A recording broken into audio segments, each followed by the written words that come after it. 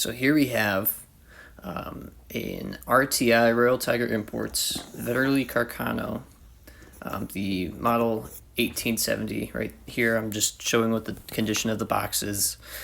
Just a couple little dents, little bit of packaging damage, but nothing serious, anything to be concerned about. But yeah, this is my first experience with Royal Tiger Imports. I got this for my Ethiopian wife. At the time, this was my fiance.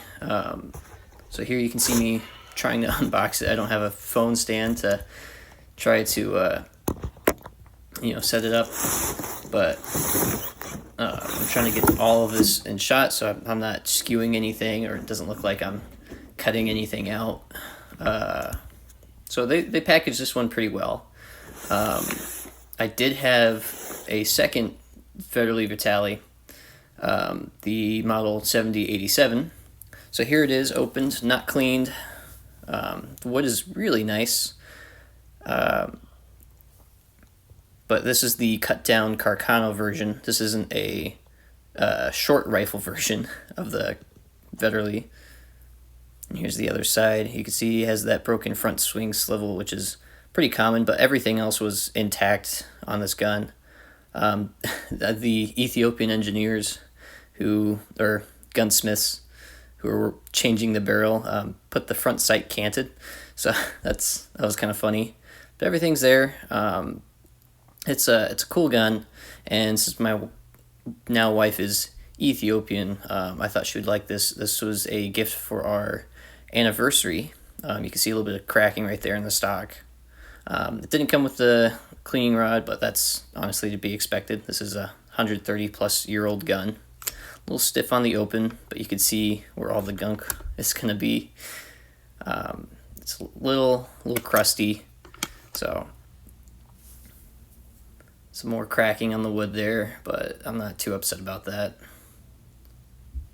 So here we got that sling swivel again. I'm just trying to highlight everything as close detail. You can see how dirty it was. This is mostly just dirt too. This isn't rust. And this gun really did clean up really well. And here you see the spring, the follower. Try to get a picture, or try to get a good video of the chamber. A little bit rusted there. So here's kind of what it looks like. I did my best. Okay, it looks like a sewer pipe, but the rifling is still surprisingly strong. As you can tell, it needed a lot of work to be done, and honestly I could still go back today and clean it. But here's me taking it apart, kind of showing it off. All the different pieces, everything was intact. The only broken piece was literally the only thing missing was the cleaning rod, and the only broken piece was the sling swivel in the front.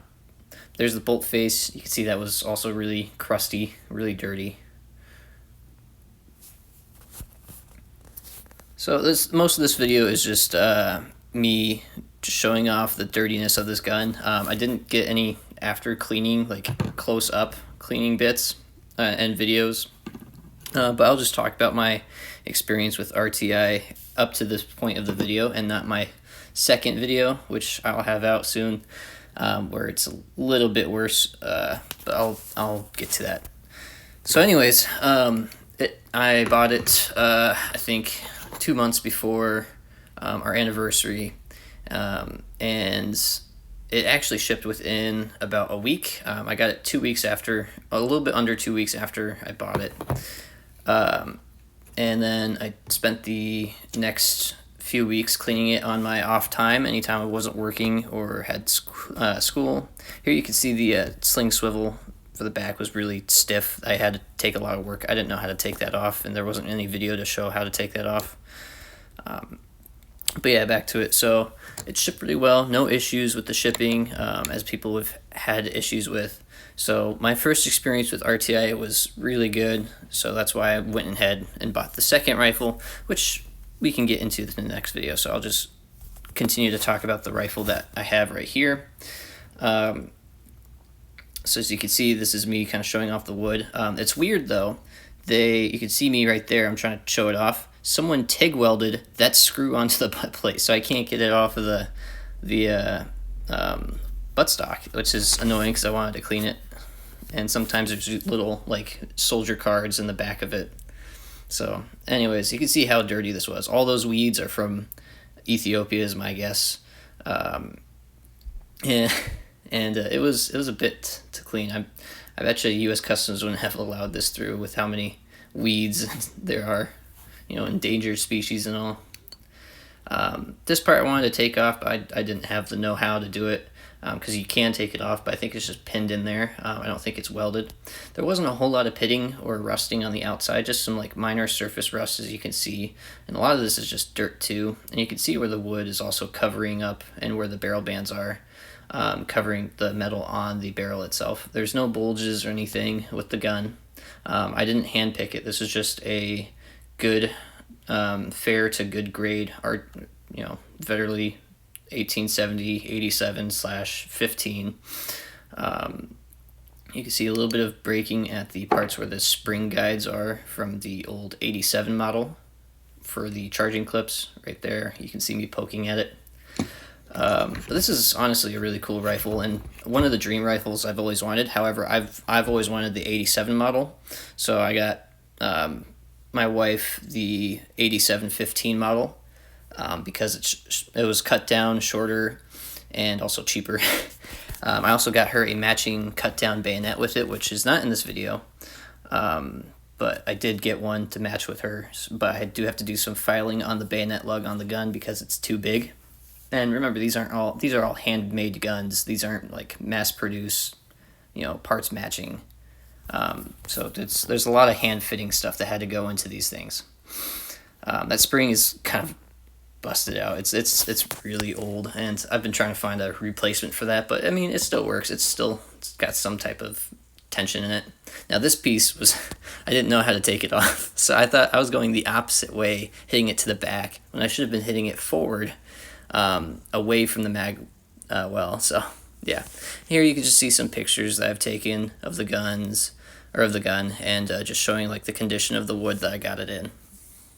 But honestly, this wood looks really nice. I put a few coats of some Home Depot wood conditioner on it, and it really did turn up pretty well. I was hoping to make it a little bit lighter. I might go back to it and scrub it some more with a buffer.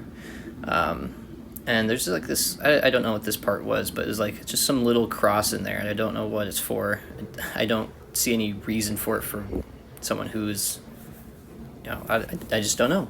And here I'm just showing where I was stripping it. You can see the TIG weld right there a little bit better than the last one. So yeah, I don't know who did that, but it's just so weird. You can see some cracking right here, which is apparently very common for these Vetterlis, especially with how weak this wood is and how many times these were adjusted and modified. So you can see it kind of moving there. Some wood glue and like a clamp throughout the night would be fine, but I didn't have any wood glue on me at the time, so I just kind of left it. But also I have a bushing that goes in that hole, so it'll be fine. It'll be fine. Trust me, guys. It's not like this gun will explode or anything if I shoot it right.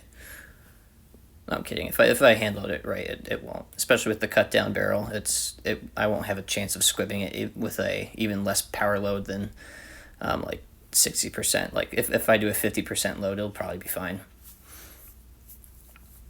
So yeah, you can just kind of see me playing with it. So here's before. This is like the only part that I like actually took a picture of, before and after. So this is after scrubbing it for hours. And here you see the bore. This is a cheap Chinese Boroscope, but you can see what the chamber condition is and stuff before I cleaned it. And I didn't have the proper cleaning tools to get all this out very well. No one makes a chamber or a bore brush or a chamber brush anyways for these, so I can't really do a whole lot in the chamber besides do my best to get a brush up there. But yeah, you can see this thing is kind of a sewer pipe. But the rifling you can see at the end there is still very visible. I did get a better Boroscope after this video, so hopefully when I get my next Vetterli in, I can show you what that looks like a little bit better. But it's definitely a sewer pipe. It took a lot of drilling. I think I went through 3 different 6.5 wire brushes just to clean all of this. So I don't know why I stopped here, but I think I was adjusting the light. Yeah. Anyways, history of these really quick. I recommend going out and checking CN Arsenal's videos on them. Here's the second video after I've cleaned it to the best of my abilities and the best of my tools and knowledge. You can see a little bit cleaner. There's still a lot of rust and a lot of pitting and stuff. I'd probably have to go back and clean it again. This time now that I have more know-how and better tools to do it. But history of these are made in made by some Swiss guy, Vetterli, in the 1860s, and he made a kind of like how lever actions have the elevator blocks, but Italy's like, no, we just want a single shot. And then as soon as they made the single shot in the 1870s, they're like, oh crap, maybe magazines actually do help. So they made the conversion of the 70 to 87s, which have a weird, funky little magazine, the ones that I like the most, because I like funky guns. And after that, when World War I came around, they're like, hey, we can't be making multiple calibers for different guns, so let's just convert these Vetterlis, give them to the rear guard, and convert them to 6.5 Carcano with Carcano, or I guess more Mannlicher style magazines. So they did that, and yeah, that's pretty much it. Definitely go check out CN Arsenal's videos on the Vetterlis, because they do a lot more in-depth videos on them. So here you just see the rest of the bore after it cleaned up. You can see it cleaned up pretty good. A lot of pitting though, as to be expected. I mean, this was a black powder gun originally, and then probably used corrosive ammo for most of its life, and then also was in the hands of Ethiopians who probably didn't take care of it the best. And if you look at the pictures where RTI gets all of their guns, yeah, the facilities that they keep them in are just literally just fabric metal or stamped sheet metal fabricated buildings. It's no AC, there's gaps in the walls and the floors, but it's a warehouse. It's not supposed to be meant for living.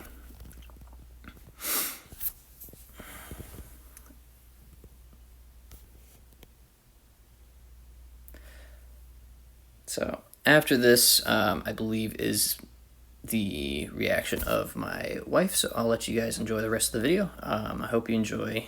Feel free to subscribe, and if you want, donate to my Patreon so I can actually get more guns. One quick little thing, you can see right here the little eye indents. So this is the only trench art I could find on this Vetterli, so it's just little eye indents. I don't think it's any type of damage as their uniform, and they aren't any Amharic characters, so it's kind of cool.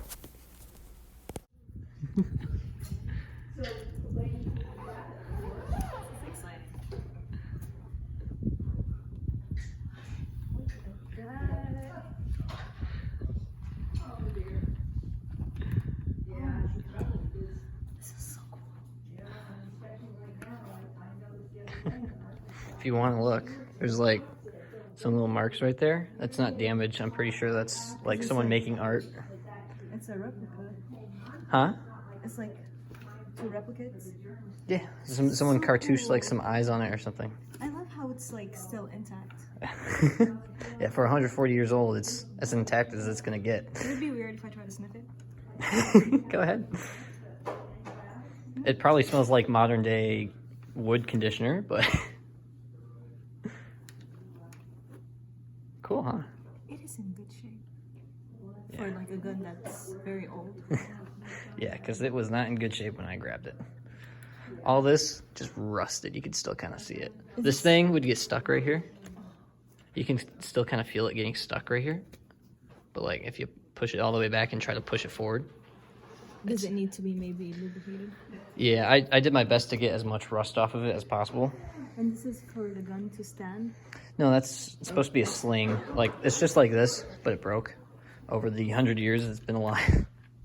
That's so cool. Yeah. If you also look, the front sight was mounted crooked and then also off to the right a bit. I see it. Huh? feel free to pick it up and run the I bolt. want to see, like, Run the bolt. oh my god, okay. You know how bolt actions work, right? Let's see if I remember. Right, I might disappoint you here. Does it have a safety? Up. So up. Yep. Back. All right. And then how you work the safety is you push this forward. Push it forward. It's kind of stiff. There you go. And then move the bolt forward and then down. And now it's safe.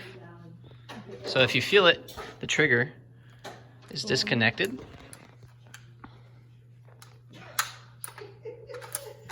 And then once you open or lift up on the bolt, it goes down. So now you can fire it. All the way down. All the way down. There you go. I'm not gonna shoot it. No, you can dry fire it. It's okay. It's not gonna hurt it. I mean, double check it. How do you make sure? This is how you see it's empty, right? Yep. Here's the chamber. Pinky in there. There's nothing. Nothing but rust. It's a bit heavy, isn't it? Lean into it. There you go. I like it. It's a nice looking gun. So yeah, I hope you enjoyed the video. My wife, she loved it. It's I've been getting her into firearms ever since she came here to the U.S. and it's been fun. So I'm glad she shares a hobby that I share, and I got a lot of other stuff I could share too on the channel. So subscribe if you want to see more, and comment down what you want to see. So cool. Have a good one.